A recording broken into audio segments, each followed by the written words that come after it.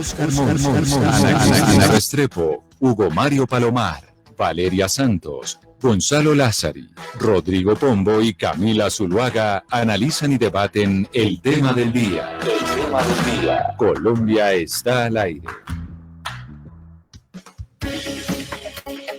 Son las 12 del día, 15 minutos. A ustedes que se conectan con nosotros a esta hora, bienvenidos después de las noticias del mediodía.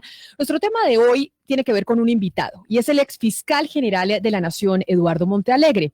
Con el doctor Montealegre vamos a hablar de distintos temas. Uno, porque ha vuelto a aparecer, digamos, ante la opinión pública, pero dos, porque nos puede ayudar también a esclarecer muchas cosas que están pasando dentro de la Fiscalía, ya que el doctor Montealegre estuvo al frente de esa entidad.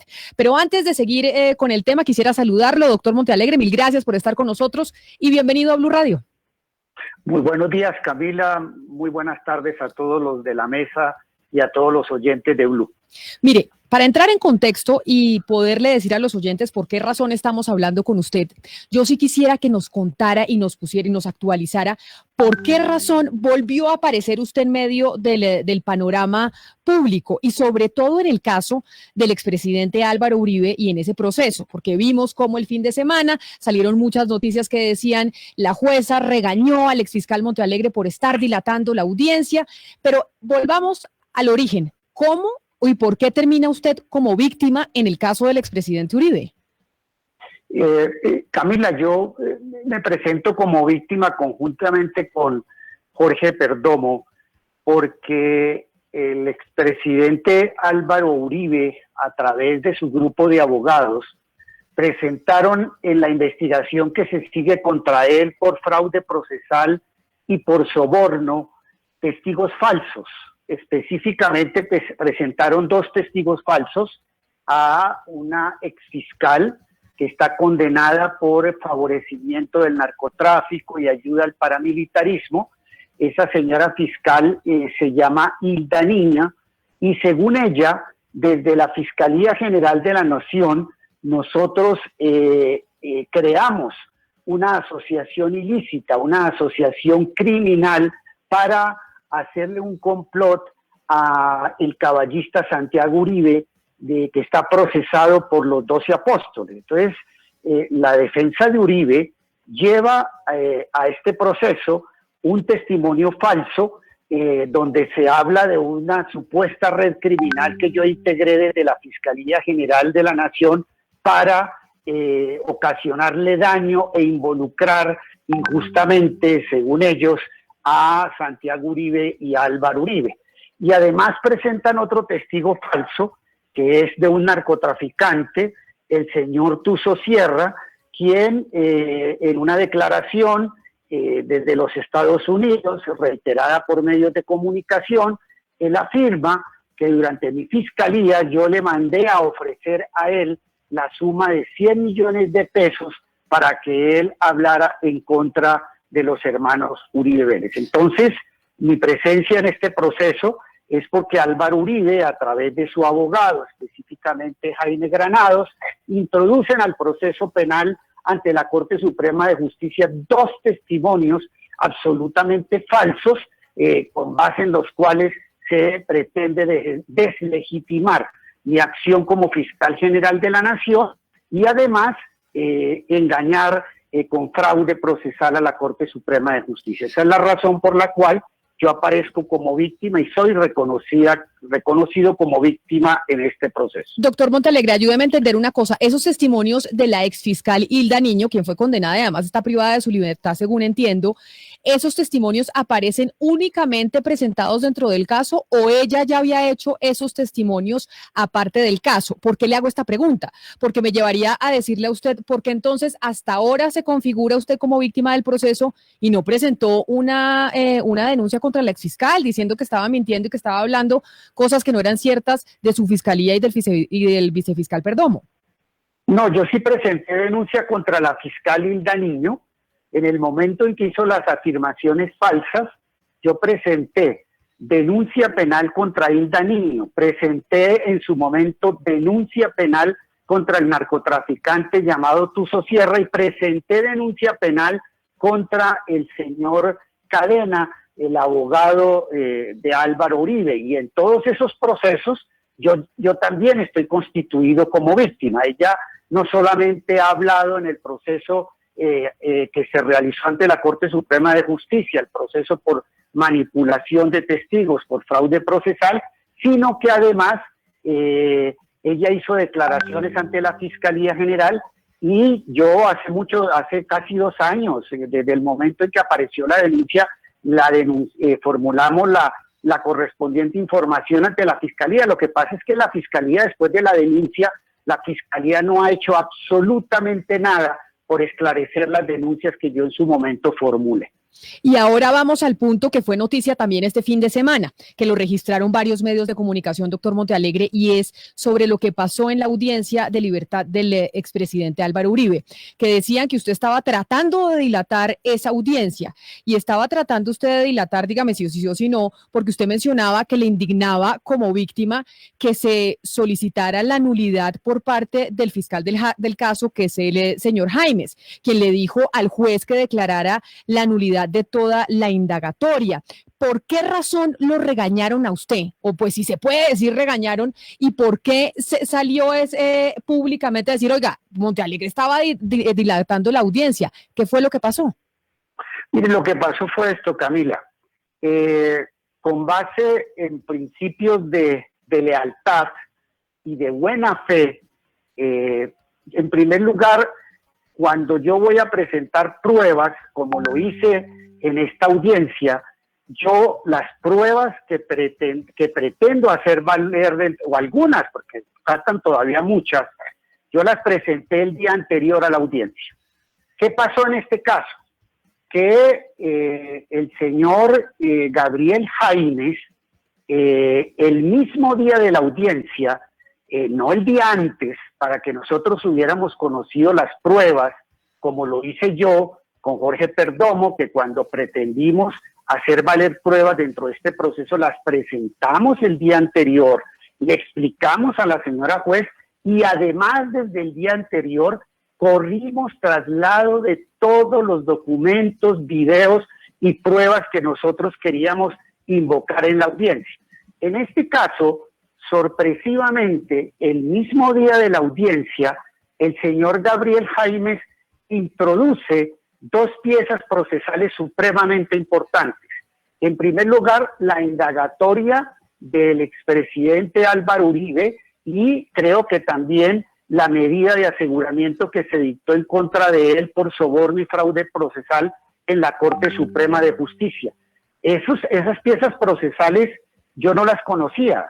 Yo no conocía la indagatoria del expresidente Álvaro Uribe, y resulta que esa indagatoria, que se introduce sin avisarnos previamente a los sujetos procesales, sin darnos traslado previo, es decir, sorpresivamente, faltando al principio de lealtad, se introduce abruptamente en la audiencia sin comunicárnosla, sin trasladarla. Yo no conocía la audiencia de la indagatoria de Álvaro Uribe Vélez, porque yo no había sido parte en este proceso.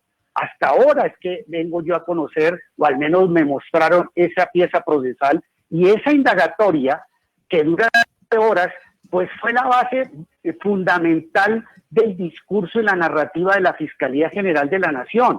Prácticamente que, a pesar de que se dieron otros argumentos, el eje central de esa argumentación estuvo centrada en esa indagatoria. Entonces yo lo que le pedí a la señora juez es que me diera un plazo razonable para escuchar la indagatoria. La señora juez no quiso.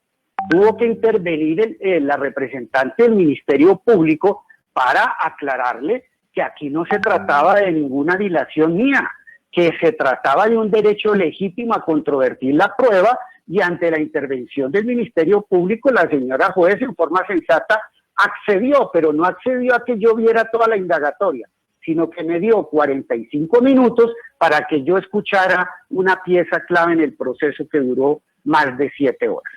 Entonces ahí no hubo ninguna Exfiscal Montealegre, lo cierto es que la jueza también regañó con Valeria Santos. Valeria, ¿cómo está?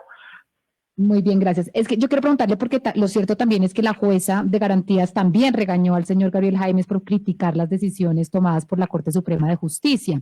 ¿Usted cree que el hecho de que el señor Jaimes haya solicitado revocar la medida de aseguramiento del señor Uribe, además haya criticado las decisiones tomadas por la Corte Suprema de Justicia, quiere decir que el proceso de Uribe en la Fiscalía se va a morir, simplemente ni siquiera van a imputar cargos y ya el país no va a poder contar, digamos, con un proceso por lo menos justo en contra del señor Uribe?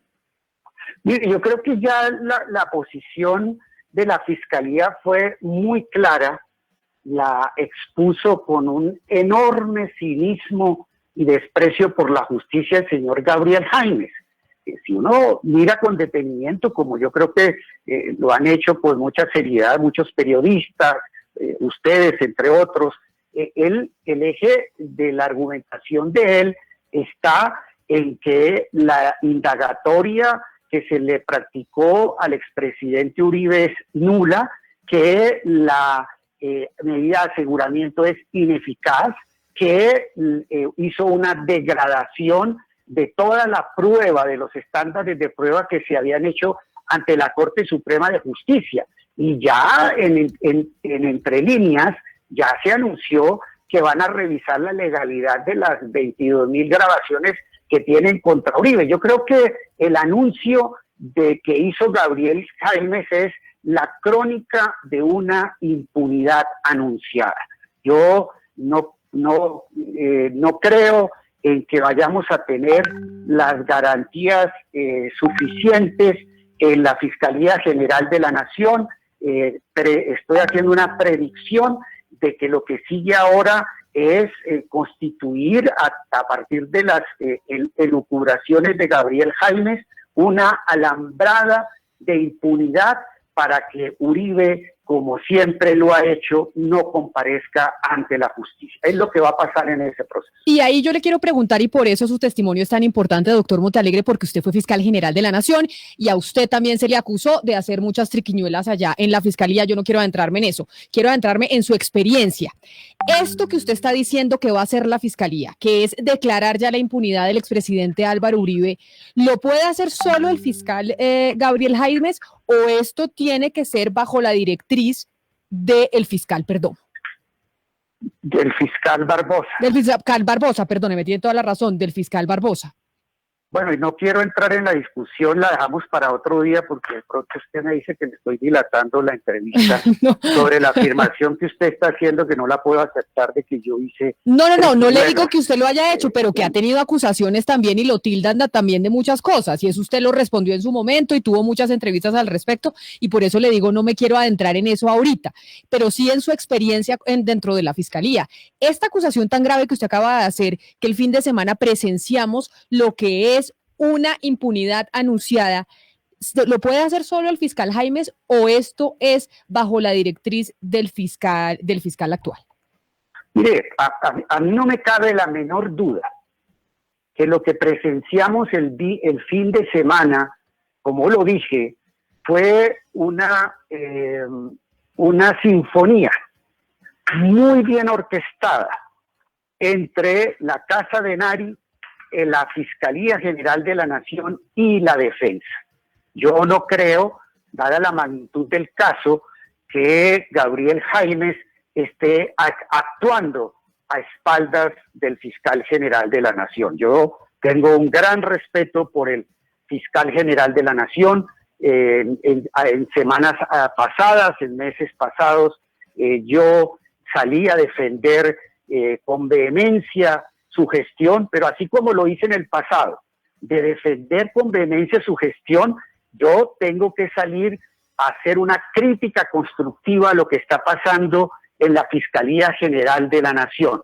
Yo creo que la agenda de la Fiscalía la están trazando desde la Casa de Nari y especialmente desde el Ubérrimo. A mí me parece que fue un espectáculo vergonzoso el que dio la Fiscalía General de la Nación. Precisamente una de las objeciones y divergencias respetuosas que tuve con la señora juez es que la señora juez no me dejó presentar ante el país un video con base en el cual yo pretendía demostrar que toda esta línea defensiva se está trazando desde la Casa de Nariño, es decir, es una línea defensiva que se traza desde el Uberlimo. ¿Por qué? Porque una entrevista que iba a presentar en la audiencia, hecha por Caracol Televisión, en esa entrevista, el presidente de la República, uno de los argumentos que da en defensa de Uribe fue el precedente y mal invocado del insurgente, el señor Santrich. El presidente en esa entrevista destaca que el caso de Santrich es idéntico al caso del senador Álvaro Uribe y que entonces por igualdad el mismo tratamiento que se le dio a Santrich tiene que dárselo a el ex senador Álvaro Uribe. Esa fue una postura que dio el presidente de la República en esa entrevista, que luego recoge la Fiscalía General de la Nación y que luego también recoge la defensa. Entonces lo que yo veo es claramente una sinfonía orquestada desde el ubérrimo, donde lo que está haciendo la Fiscalía General de la Nación, y yo me atrevo a decir que esto no puede hacerse a espaldas de un fiscal general, es de que están trazando las líneas de intervención en este proceso desde el Uber. Qué bueno que usted recuerda que usted salió en defensa de la Fiscalía de Francisco Barbosa, porque en un video que creo que grabó en esa misma biblioteca en donde está usted sentado en estos momentos, hablaba de las bondades de esa Fiscalía. Pero si ahora dice hay una sinfonía que se orquesta desde la Casa de Nariño y el ubérrimo para generar la impunidad del expresidente Álvaro Uribe, ¿esto cómo se puede orquestar sin la autorización del fiscal Francisco Barbosa? No, es inconcebible. Es decir, las posiciones del fiscal Gabriel Jaimes no las tomó a espaldas de Barbosa, y si las tomó a espaldas de Barbosa quiere decir que Barbosa no tiene el control y la dirección de la Fiscalía General de la Nación. Es verdad que uno como fiscal no puede pues responder por los 25.000 funcionarios y por la toma de postura de los 25.000 funcionarios que tiene la Fiscalía General de la Nación, y que muchas veces, como me pasó a mí, los fiscales y miembros del CTI toman decisiones que no son consultadas con el fiscal o con la cúpula de la Fiscalía. Pero es que estamos ante un caso de enorme trascendencia para el país.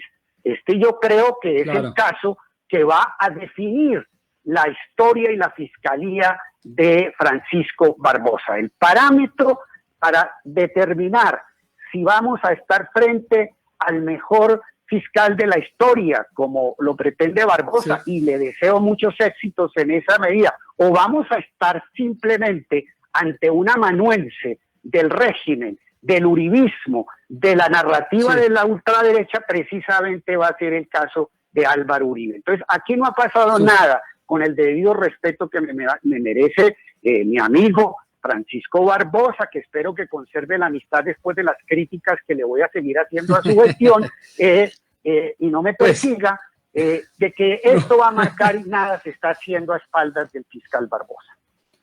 Una acusación realmente reveladora, casi que un concierto para delinquir, agravado, no, agravadísimo lo que usted está denunciando, me lleva a hacerle una pregunta, en principio, doctor Montealegre, un tanto técnica, pero tiene, y lo advierto desde ya, un componente político enorme. Y la pregunta es sencilla, si todas las personas que son citadas por los testigos en un proceso penal pueden convertirse en últimas en víctimas de un proceso penal. Y se lo pregunto porque cuando uno analiza, estudia y detalla las audiencias como la del sábado pasado, pues la de la anterior, audiencia pasada, pues uno lo que mira es que pues podría también pensarse desde el punto de vista político que la sinfonía es de una extrema izquierda representada en Iván Cepeda, en el doctor Perdomo, en el doctor Montealegre, que lo único que usan es instrumentalizar políticamente a la justicia colombiana para lograr sus cometidos políticos, ya que no lograron vencer al uribismo en las urnas democráticas. ¿Usted qué respondería a esa visión? Rodrigo, mire, gracias por esa pregunta. Yo quiero reiterar de que yo soy víctima en este proceso no por capricho mío, sino porque Álvaro Uribe, conjuntamente con el abogado Diego Cadena, fabricaron pruebas falsas contra mí. Las pruebas falsas son la declaración de la exfiscal Niño, cercana al narcotráfico y al paramilitarismo, y convencieron a un testigo que se encuentra en los Estados Unidos. Allá fue la defensa de Álvaro Uribe, enviada por Álvaro Uribe a traer testigos falsos que declaran desde Miami contra mí. Allá en los Estados Unidos, también los abogados de la defensa de Álvaro Uribe cometieron delitos porque pusieron al Tuzo Sierra, narcotraficante, a hacer afirmaciones falsas contra mí. ¿En qué cabeza cabe que un fiscal general de la Nación vaya a ofrecerle 100 millones de pesos de su bolsillo a un testigo para que declare en contra de Álvaro Uribe y envíe ese mensaje a través de un reconocido periodista? Estoy Entonces, totalmente, en eso podría estar de acuerdo. En eso, doctor Montealegre, permítame, lo interrumpo rápidamente. En eso podría estar totalmente de acuerdo con usted. Yo he utilizado una frase bastante polémica en este programa, y es que la verdad de los criminales es absolutamente irrelevante, salvo que venga acompañada de las pruebas. En eso podríamos estar de acuerdo. La pregunta es, ¿eso no ha sucedido en este caso? Sucede seguramente en casi todos los casos o en gran mayoría de los casos. Y por eso le pregunto si todos los que son víctimas de eso se terminan convirtiendo en víctimas en los procesos penales, porque hasta donde yo tengo entendido, yo soy abogado administrativista y constitucionalista, no penalista, pero hasta donde yo tengo entendido sucede todo lo contrario. A pesar de las injurias, calumnias y afirmaciones de unos testigos bastante dudosos, pues las víctimas no se constituyen en víctimas. Ustedes sí lo han hecho, y ustedes, pues hay que decirlo, representan una ideología muy respetable en el espectro político y son la antítesis de lo que representa el legado del uribismo en el país. Por eso digo, esto tiene un componente político enorme. Rodrigo, aquí no se trata simplemente de una injuria o una calumnia. Aquí se trata de una testigo que en diversas oportunidades ha declarado bajo la gravedad del juramento ante la Corte Suprema de Justicia y ante la Fiscalía General de la Nación. Me está imputando delitos, pero no como una calumnia, sino que me está imputando ante la justicia a través de falsos testimonios y a través de fraude procesal que yo cometí delitos. Entonces no se trata, Rodrigo, simplemente de una injuria, y yo creo que esa imputación que me están haciendo falsamente de que yo he cometido delitos y que utilicen falsos testimonios y fraudes procesales para ello, pues Rodrigo, claramente a mí me convierte en víctima dentro del proceso, y por eso fui aceptado por la misma juez 30. En cuanto a la ideología de la extrema izquierda, siempre en la última columna de mi respetada periodista Salud Hernández, ella dice que yo como fiscal general de la Nación controlé mi marxismo extremo. Esas son definiciones caricaturescas y muy humorísticas de Salud, quien me produce a mí una enorme simpatía, porque es caricaturesca, es humorista, es tan cantinflesco todo lo que dice, que a mí no me causa rabia, sino que me produce una profunda risa leer todas las afirmaciones que hace sobre mí, sobre la extrema izquierda. Este no es un problema de ideología. En este problema estamos frente a dos hechos. Estamos frente a que Álvaro Uribe Vélez comete soborno a testigos y fraude procesal. Existen indicios graves de ello que están contenidos y explicados en una decisión muy juiciosa de la Corte Suprema de Justicia. Pero ¿para qué lo hace? Es que ahora que habla de un tema político, y voy a hablar de la política no en el sentido evidentemente partidista, sino en el sentido político de lo que esta decisión y este proceso implica. Este proceso nosotros tenemos que ver este proceso no con la visión de que exclusivamente estamos ante un delito contra la administración de justicia cometido por Álvaro Uribe. No nos podemos quedar en el plano corto y miope de pensar que aquí estamos simplemente ante un soborno, ante un testigo y de un fraude procesal ante la Corte Suprema de Justicia. Mire, siendo grave el asunto, esto es lo de menos frente al trasfondo de este caso. ¿Qué es lo que está de por medio en este caso? esto es lo de menos, esto es un juego de niños comparado con la gravedad de lo que existe. La gravedad de lo que existe es que ¿para qué comete Álvaro Uribe estos delitos? Álvaro Uribe está cometiendo estos delitos de soborno para ocultar crímenes de guerra y de lesa humanidad. Discúlpeme que utilice una terminología técnica aburrida, son delitos conexos, porque Uribe lo que trata es de ocultar los casos de su participación en el bloque Metro, del paramilitarismo que denunció el senador Cepeda. Y además, sí. Es que para no concentrarnos en el proceso de Uribe y más bien ir a lo que, digamos, queremos examinar hoy, es un poco el modus operandi de lo que está pasando dentro de la Fiscalía. Yo quiero preguntarle a usted por otro proceso, digamos, sobre soborno, fraude procesal de un otro miembro del uribismo, que es el hijo del señor Luis Alfredo Ramos, el señor Esteban Ramos. Este fin de semana se conoció que la Fiscalía del señor Barbosa, a través del señor Gabriel Jaimes, recordemos a los oyentes que es el coordinador de fiscales ante la Corte Suprema de Justicia, decidió de la nada crear un comité para evaluar el caso del hijo de Luis Alfredo Ramos, el señor Esteban Ramos, antes de que un fiscal que tenía el conocimiento del caso lo imputara. Simplemente le quitaron el caso al fiscal de conocimiento, trasladaron al fiscal y decidieron crear un comité para evaluar el caso del señor Esteban Ramos. ¿A usted esto le parece normal? ¿Esto es normal dentro de una fiscalía que se cree un comité para evaluar un caso específico? Mire, lo primero que tengo que decir es que crear un comité técnico para que se evalúe un determinado caso, en principio es una actividad absolutamente legítima.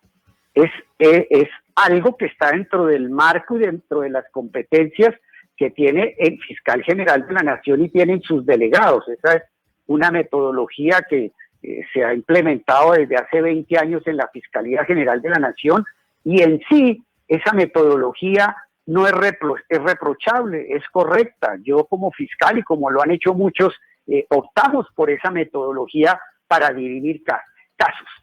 El tema es en qué contexto se produce este comité técnico y en qué contexto se produce el cambio de fiscal. Yo aquí insisto de que estos temas no pueden ser analizados individualmente, que si alguien sabe de contexto son ustedes los periodistas. Esto que nosotros estamos haciendo ahora en el proceso penal de investigaciones en contexto, de investigaciones macro, que viene de la Corte Interamericana, lo hacen ustedes. El periodismo investigativo se inventó la metodología del contexto, que es establecer vinculaciones, no mirar los casos aislados, sino mirar con qué conecta, con qué redes, con qué otras piezas de información. Entonces, miremos el contexto.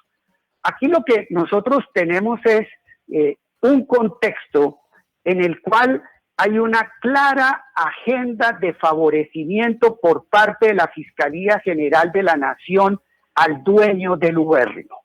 ¿Y cuál es esa estrategia ya sistemática de favorecimiento al ubérrimo?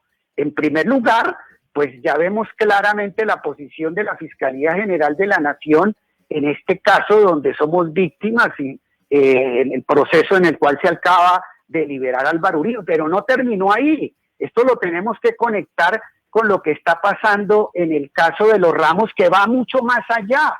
Lo que denunció hace muy poco, lo que denunciaron los medios de comunicación, ustedes, entre otros, es que aquí hubo una maniobra fraudulenta, una maniobra constitutiva de prevaricato por parte de los magistrados eternos del Consejo Superior de la Judicatura, que le dieron un raponazo a la competencia de la Corte Suprema de Justicia cuando se iba a producir la condena de ¿quién? De Luis Alfredo Ramos. ¿Y quién es Luis Alfredo Ramos? Pues uno de los grandes varones electorales del uribismo. Entonces, aquí lo que vemos es una componenda enorme de la cual hace parte la Fiscalía, lamentablemente, en unión con el Consejo Superior de la Judicatura para lograr la impunidad del exgobernador Luis Alfredo Ramos por un caso de paramilitarismo donde hay una ponencia que lo condena, o al menos propone la condena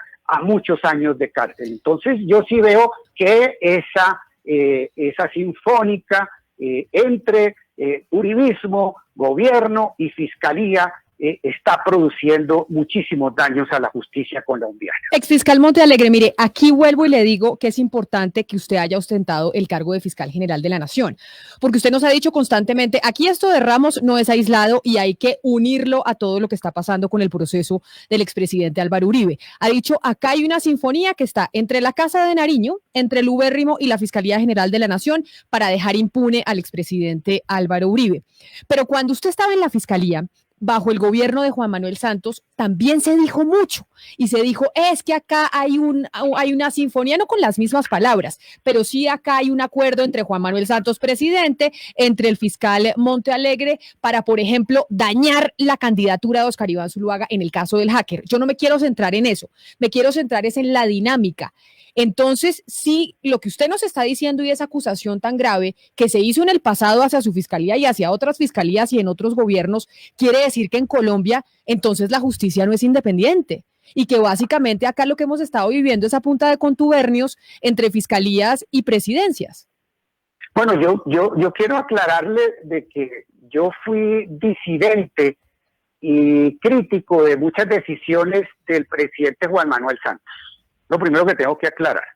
Por ejemplo, yo fui la única persona, el único servidor público, es decir, fui el único miembro de la institucionalidad colombiana que salió públicamente a pedirle al gobierno que tenía que acatar la decisión de la Comisión Interamericana de Derechos Humanos que dio medidas cautelares para el alcalde en ese momento de Bogotá, el senador Gustavo Petro. Yo públicamente critiqué la decisión del presidente, le solicité al presidente que acataran el sistema interamericano, que acataran curiosamente, algo que yo no entiendo, Colombia cambió su posición de respeto al sistema interamericano para golpear a Gustavo Petro, quien curiosamente fue uno de los bastiones importantes para la reelección de Juan Manuel Santos, curioso la vida. En segundo lugar, yo me opuse radicalmente a que el presidente Santos, de manera populista y de manera demagógica, hiciera un referendo para que los colombianos decidieran si aprobaban o no aprobaban el proceso de paz. A mí me parece que fue un acto de fantochería del expresidente Juan Manuel Santos, quien quería ganarle unas elecciones al expresidente Álvaro Uribe, y resulta que el tiro le salió por la culata, poniendo al país en esta grave situación en que estamos, en que no podemos avanzar significativamente en la consolidación del proceso y muchas otras. No quiero aburrirlos con menciones de temas en los cuales yo me distancié. Pero señor, ¿sí? Señor Montealegre, pero si usted... Le hablan a Cristina Restrepo. Usted dice que ahora Ana hay una Cristina, serie de... ¿cómo están? Muy bien, doctor, gracias. Hay una serie de acciones para favorecer a Álvaro Uribe, dice usted, y trae de nuevo a colación 4 crímenes que han sido declarados de lesa humanidad, que son las masacres de la Granja, de San Roque, El Aro, además del asesinato de Jesús María Valle, aclarando que él fue asesinado cuando Álvaro Uribe ya había salido de la gobernación. Pero es que estos crímenes, doctor Montealegre, pues por lo menos el de las 3 masacres hasta el año 2014 estuvieron engavetados. Entonces, ¿qué es lo que pasa ahí? ¿Qué fue lo que pasó ahí? ¿Por qué de un momento a otro vuelven a salir si estaban guardados y todo el mundo sabía pues que estaban ahí? Bueno, lo primero que tengo que decir es que yo no los engaveté. Yo lo que hice precisamente fue desengavetarlos. ¿Y por qué y cómo hice yo para desengavetarlo? Yo en esto he sido muy claro, fui muy claro desde un comienzo, desde el mismo momento en que a mí me eligen como fiscal general de la Nación, yo claramente expresé que hice una crítica profunda a lo que estaba sucediendo al interior de la Fiscalía General de la Nación. Yo no me dediqué a ponerle el espejo retrovisor a Vivian Morales y a contarle al país la sombra nefasta de Lucio sobre la fiscalía. No, yo no me dediqué a esas tareas triviales, yo me dediqué fue a criticar los modelos de investigación de la fiscalía. Y una crítica que yo hice es de que parte del fracaso en la investigación de las graves violaciones a los derechos humanos que se cometieron durante el conflicto armado colombiano partían de la base del modelo de investigación, de que era un modelo que no estaba acorde con los estándares de investigación del derecho penal internacional y había que cambiarlos. Y lo primero que yo hice, antes de entrar en el caso a caso, en el caso individual, lo que primero traté de hacer fue cambiar el modelo. Y en eso nosotros duramos, en esa búsqueda de consolidar un nuevo modelo, duramos cerca de 2 años estudiando, verificando, escuchando la opinión internacional de la Corte Penal Internacional, de quienes habían pertenecido a tribunales penales internacionales ad hoc, de intelectuales colombianos, etcétera, etcétera. Cambiado ese modelo empezó a producir resultados. ¿Dónde vimos la producción de los resultados de este modelo frente a las masacres? Que inmediatamente, si alguien jalonó, y yo no quiero ser vanidoso, si alguien jalonó los macroprocesos y la verdad y la investigación frente a Ley de Justicia y Paz, es decir, justicia frente al paramilitarismo, fue mi administración. A partir de ahí se empezaron a producir macroimputaciones, pero no solamente lo hice con los paramilitares, también lo hice con la guerrilla.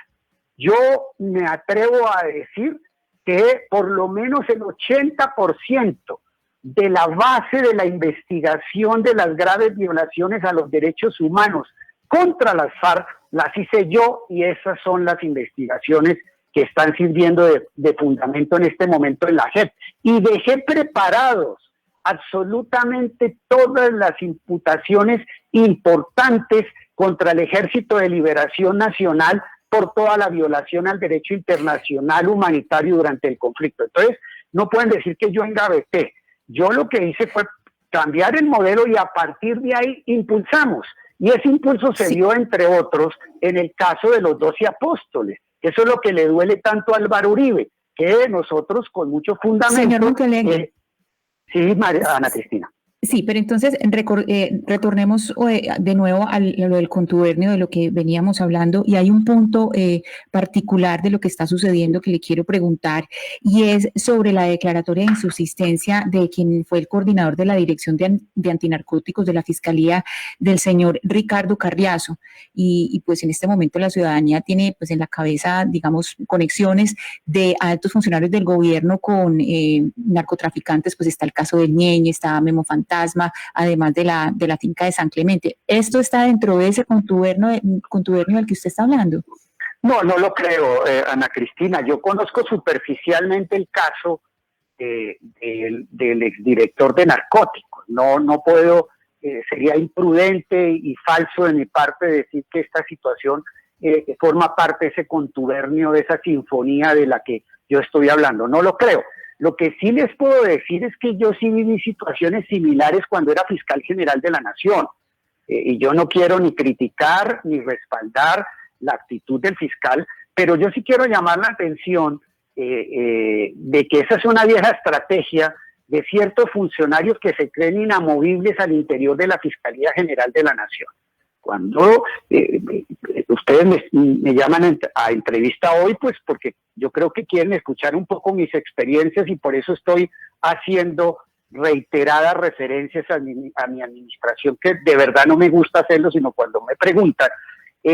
Yo tuve la experiencia de que ciertos funcionarios que estaban cometiendo irregularidades al interior de la Fiscalía General, cuando se les movía de ciertos cargos o existían traslados legítimos por razones del servicio, inmediatamente salían a los medios de comunicación a hacerle creer a la opinión pública que era una persecución, que eso estaba distorsionado, porque también un problema grave de la Fiscalía General de la Nación es la de que, de acuerdo a la concepción del sistema acusatorio, el fiscal general es el director, tiene una posición jerárquica de dirigir y orientar la política criminal al interior de la Fiscalía General de la Nación. Pero hay una dualidad, que mientras el fiscal general, y hay normas que dicen que el fiscal es el supremo director, que hay un mando jerárquico, que él es el que orienta, el que fija prioridades, el que señala pautas, también los fiscales invocan una autonomía como si se tratara de jueces.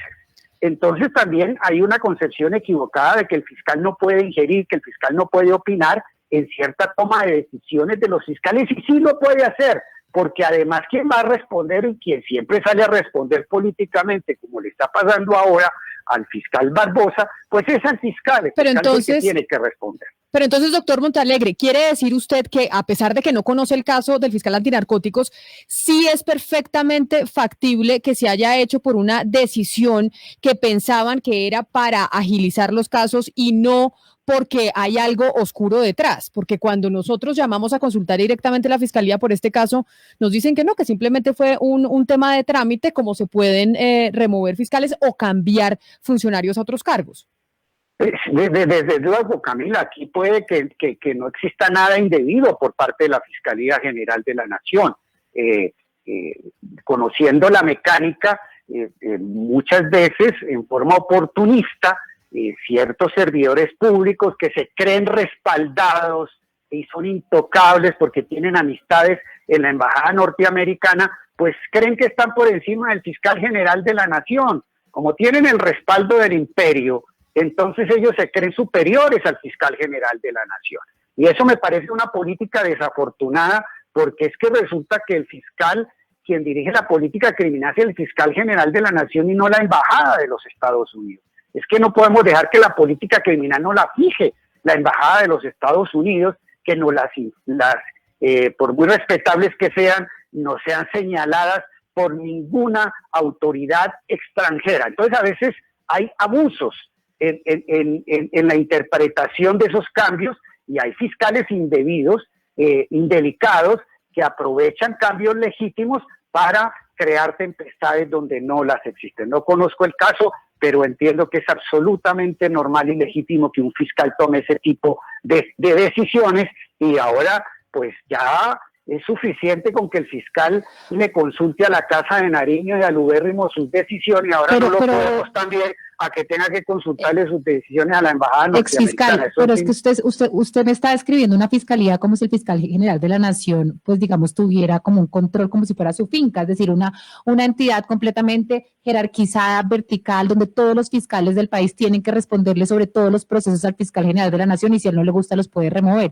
Y se lo pregunto porque el señor Jaimes escribió un correo a todos los fiscales delegados ante la Corte diciéndoles: ustedes no vayan a hacer ninguna decisión, a tomar ninguna decisión o hacer ningún pronunciamiento en ninguno de sus casos sin avisarle antes al fiscal general de la Nación. ¿A usted esto en verdad le parece normal? ¿Que un funcionario tenga tanto poder, que tenga que decidir por encima de los fiscales de los casos de conocimiento de todos los procesos del país? No, a mí eso sí me parece absolutamente desbordado. A mí sí esa política de Jaimes, de que todo tipo de decisiones que vaya a tomar un fiscal general, un fiscal delegado o cualquier otro fiscal, tenga que ser consultado al fiscal general de la... No, pues eso implica la paralización y la distorsión totalmente de la administración de justicia y de la concepción de la Fiscalía General de la Nación. A mí me parece que aquí, como en otros actos, tenemos a un Gabriel Jaimes actuando como un caballo desbocado, atropellando garantías. Aquí también tiene que existir un límite, tiene que existir un equilibrio, que en el sentido de que si bien el fiscal general de la Nación, reitero, por constitución, hay una posibilidad de orientar criterios, de fijar la política criminal, de dirigir desde el punto de vista macro decisiones, pues también hay que escuchar las apreciaciones individuales y los conceptos que tiene en cada caso un fiscal. Entonces me parece que él está actuando, Gabriel Jaimes, como un caballo desbocado de arbitrariedad, y estamos entrando en un talante que realmente a mí me está preocupando muchísimo. Yo salí hace varias semanas, reitero, a decir que y a defender a Barbosa por su talante garantista, porque lo conozco desde el pasado, porque ha fijado posiciones garantistas en esta fiscalía, por ejemplo, en temas de libertad, pero yo lo que estoy viendo es una mutación del fiscal general. Estamos pasando de un fiscal garantista a un fiscal que se acerca cada vez más a la narrativa totalitaria de la ultraderecha colombiana, y la verdad que ya a mí sí me estoy supremamente preocupado por esa mutación del fiscal. Yo lo defendí, pero defendí al fiscal garantista, que defendí al fiscal pausado, al fiscal mesurado, al fiscal que defendía la paz, que mandaba un mensaje de confianza en la institucionalidad, en el Estado de Derecho, en el discurso filosóficamente liberal de defensa de los derechos fundamentales. Pero estamos viendo es la mutación de un fiscal garantista que se está transformando lentamente en un fiscal que lo que está es copiando la narrativa totalitaria de persecución de la ultraderecha colombiana, y ahí sí pues yo ya no me puedo quedar callado. Yo así como lo critiqué y lo defendí, pues también tengo que salir, y gracias por la oportunidad, a hacer críticas constructivas a lo que está pasando en la Fiscalía General de la Nación. Creo que con lo que ha mostrado en los últimos días el fiscal Barbosa, se empieza a desmoronar el mejor fiscal de la historia. Pues exfiscal general de la Nación, Eduardo Montealegre, y además ahora víctima dentro del caso del expresidente Álvaro Uribe, muchas gracias por su tiempo, gracias por aceptar estas preguntas, por contextualizar un poco el funcionamiento de la Fiscalía y explicarnos su participación en el proceso del exmandatario. Feliz tarde para usted. Bueno, muchísimas gracias, un saludo a todos los de la mesa y a todos los oyentes. Muy buenas tardes. Claro que sí, y a los oyentes, mil gracias por enviarnos sus mensajes, sus opiniones, los leímos absolutamente todos, gracias por participar. Sigan con nuestros compañeros de Meridiano Blue, así llegamos nosotros al final de Mañanas Blue cuando Colombia está al aire. Nos encontramos de nuevo mañana a las 10:30 de la mañana.